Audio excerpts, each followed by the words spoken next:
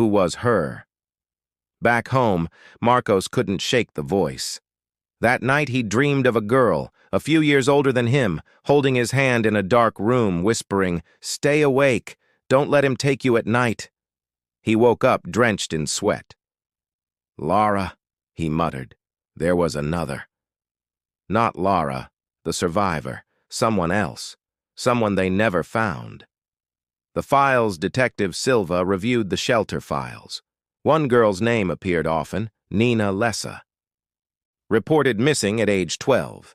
Vanished from a nearby foster home a month before Marcos was found.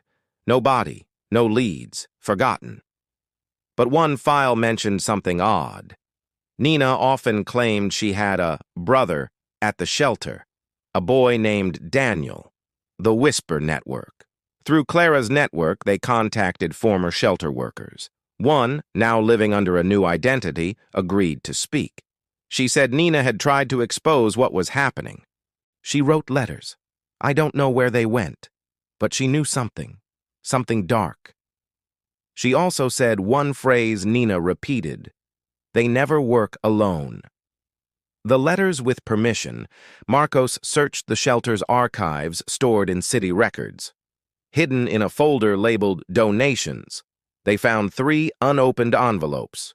Inside, letters, addressed to the police, written in shaky handwriting, signed, Nina L. She described children being renamed, transported, isolated, and she mentioned a name Marcos had never heard before. The Orchid Circle.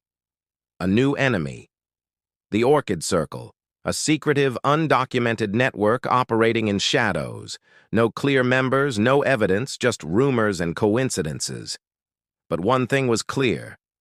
Raphael wasn't a rogue actor. He was a recruiter. The decision Marcos stood before a whiteboard full of faces, dates, connections. Clara turned to him, concerned. You don't have to keep going. But he shook his head. If Nina risked everything to expose this, I have to finish what she started. The call. That night, the Moreira's landline rang. Marcos picked it up. No voice, just a song, a lullaby, and in the background, a girl's voice. Daniel, can you hear me? I'm still here. As we search for answers, it is important to acknowledge that many real-life organizations exploit children. We want to thank an organization for their support in helping us tell these stories and bring awareness to these issues. Now back to the story. Part 5, The Orchid Circle. What is it? Who is it? First, the basics. The Orchid Circle appears to be a clandestine group operating outside any legal or regulatory framework, which makes them incredibly hard to track and brings a level of danger to those trying to investigate them. Their choice of name suggests an organization that operates discreetly with elegance, like the bloom of an orchid, concealing its thorny nature.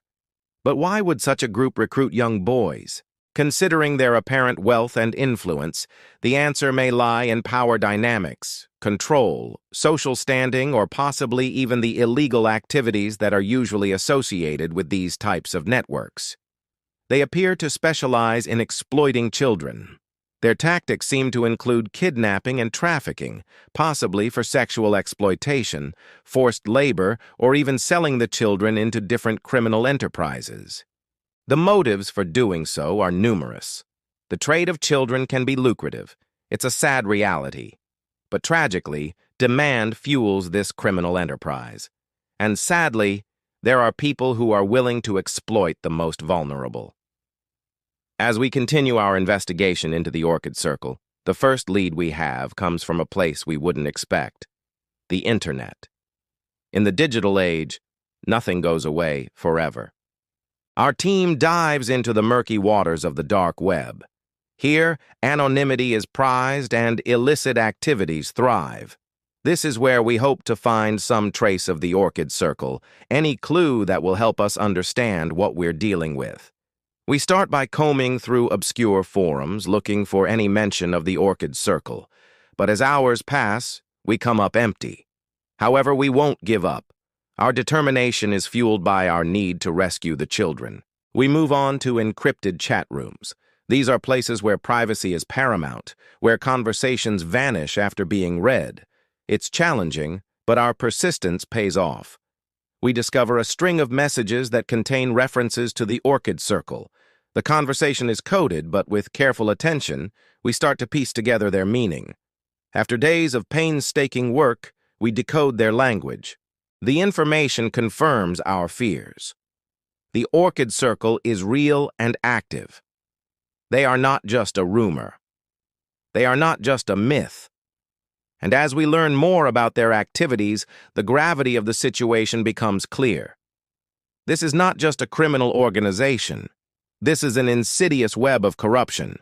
Their reach extends further than we imagined. We know that time is of the essence. Children's lives hang in the balance. The clock is ticking, and we need to act fast. As we strategize, it's clear that we're outgunned. The Orchid Circle has a powerful grip on the city, maybe even the entire country. But we refuse to be intimidated.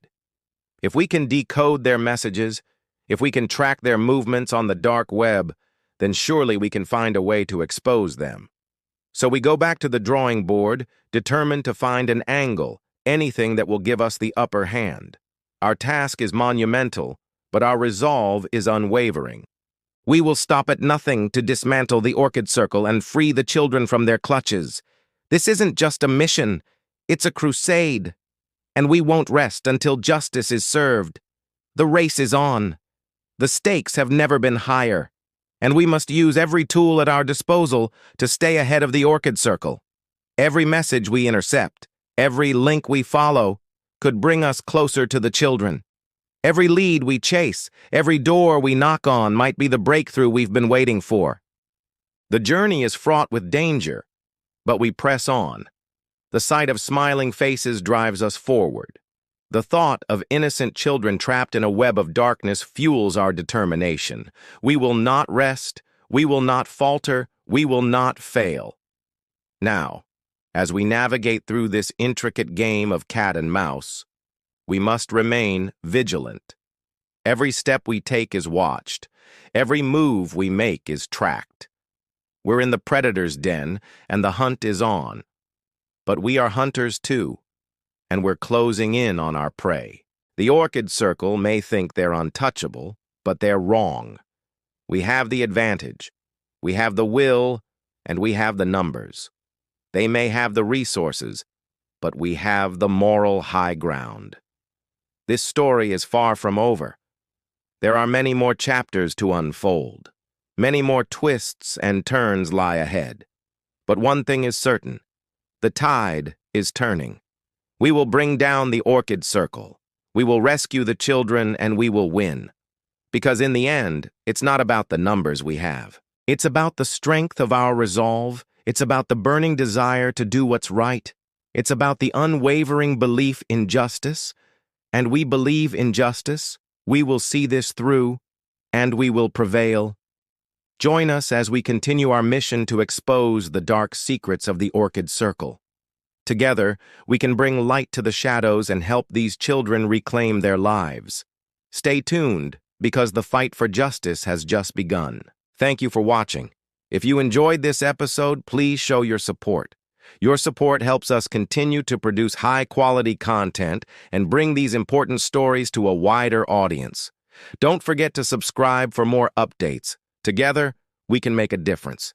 Thank you for being part of our community.